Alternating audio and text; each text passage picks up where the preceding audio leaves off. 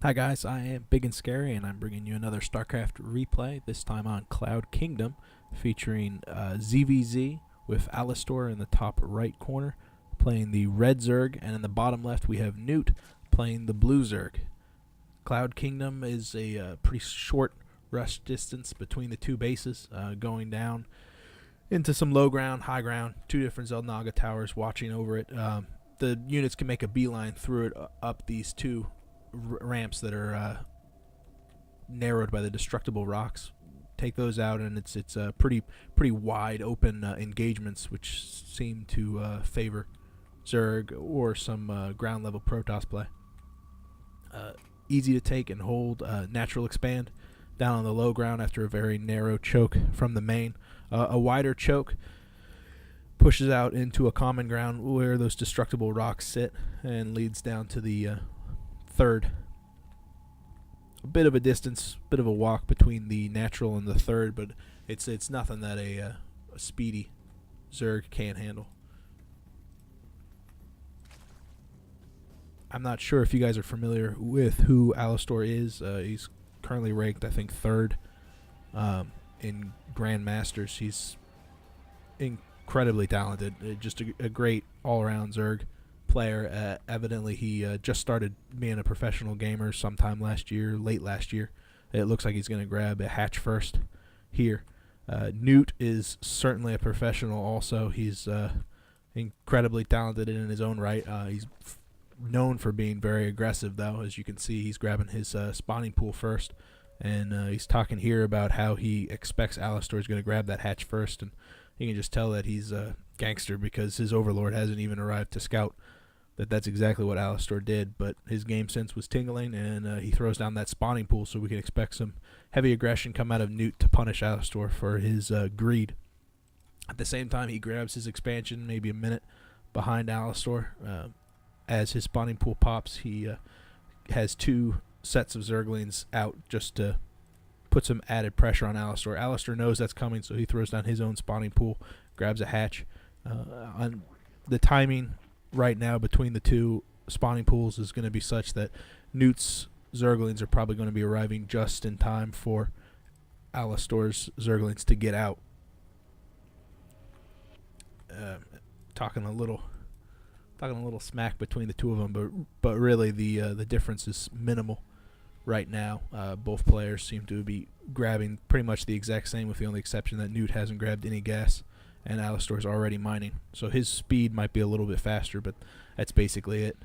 AlaStOr's grabbing a queen at both hatcheries, which is going to be fantastic because the increased range from the queens make it so it's much easier to handle the Zerglings, and they're run by. First set of Zerglings pops for AlaStOr. There goes the second one, so now they're tied even.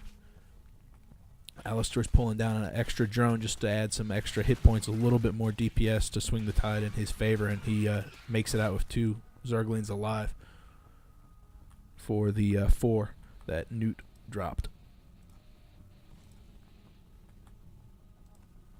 A little bit behind on the queens, but again, a minimal difference. Unfortunately, small differences like that can really turn the tide in a ZVZ, because it really does come down to larva injects, how much larva is available, how many drones you have. You lose 2 drones, 3 drones. That can be the difference between a win and a loss.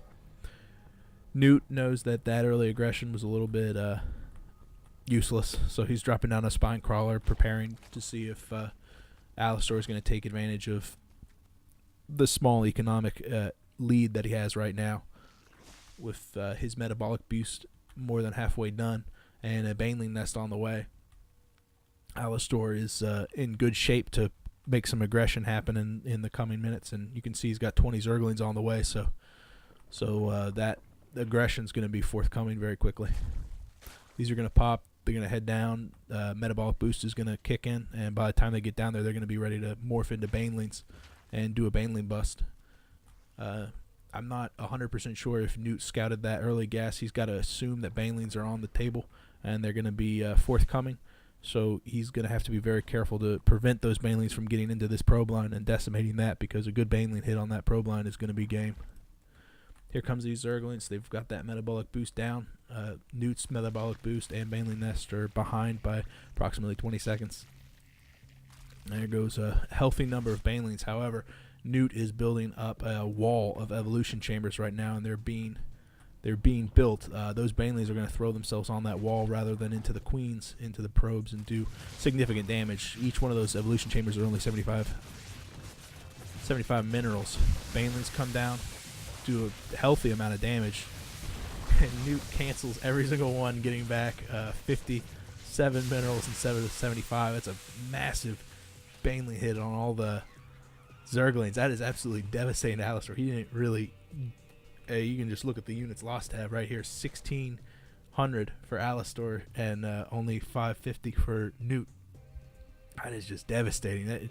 That attack wasn't nearly as successful as Alastor needed, and even though he's got a bit of a probe advantage. 37 to 38 to 37, so that's not much at all. Alastor really needed something to happen there, and he didn't get it. Both of these queens get surrounded. They're going to go down. I'm not sure what the 2000s reference to, but probably the unit lost tab. Yep, there's almost 3,000 now. All those drones go down. Alastor is in a desperate situation right here, and Nute knows that he's grabbing a third with the economic advantage he's got right now. These Zerglings can run back and just relax because Nute's got this in the bag unless Alastor does something just to destroy it. However, Nute's playstyle, as I mentioned before, is rather aggressive. Right now, Nute could totally afford just to sit back and relax, but he wants to end this right now, so he's pulling out even more Zerglings, morphing in 4 banelings. Alastor knows he's in a bad situation, so he's creating his own army to put some aggression. However, these two armies are going to meet in the middle. These Zerglings pulling back to dodge those banelings at the same time. Alastor is going out, uses 1 baneling to take out 2, so that's a good win for him. But again, we need to see some massive baneling hits to make this work. Those Zerglings running back, I don't see any banelings morphing on either player's side, so it's basically going to be Zergling against Zergling. There's a single baneling coming in, takes out 5.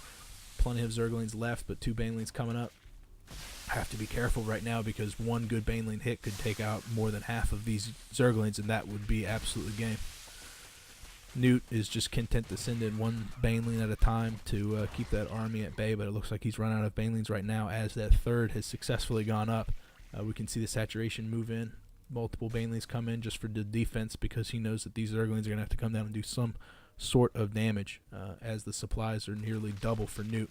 All those banelings morphing, and it appears that they're just running in just to see what he can do. That wall has not been repaired. However, some roaches are coming out, which are going to do a very good job of mitigating the damage that banelings can just form. 1 baneling blows up on those. Those 2 banelings take out about 4. These banelings run in, but they're not getting to the probe line. They're not doing nearly enough damage at the same time. Nute's running up here with his Zerglings, took out the rest of the drones, and that was it. Alastor basically threw everything he possibly had in that first attack, and the excellent control by Nute doing those evolution chambers, canceling them right before they went down, and taking out half the banelings because of that, and then the massive baneling hit right here at the very start. Just clinched the victory for Nute, and he just stayed super aggressive. He grabbed that third, but at the same time kept on that pressure. Alastor was put on a back foot within the first 3-5 minutes of the game, and that was the end. That doesn't matter how good you are. Once you lose so many Zerglings in an attack like that, it's game over. That was it for me, guys. That was a great game. I'll see you kids later. Bye.